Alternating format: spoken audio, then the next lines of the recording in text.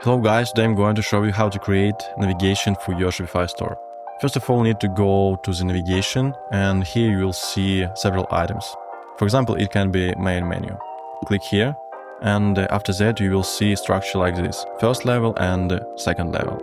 I prepared it before. So in order to create second level, you can click add menu item, click here, label.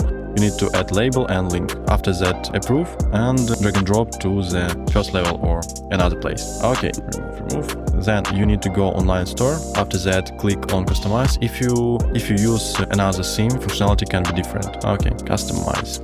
Then you will see that you have a header, classic, and after that, in right of your customizer, you will see a menu block. Click button here, select, and you will see three menus.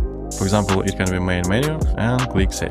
After that, Shopify apply navigation for our header, and you will see that first level have and second level.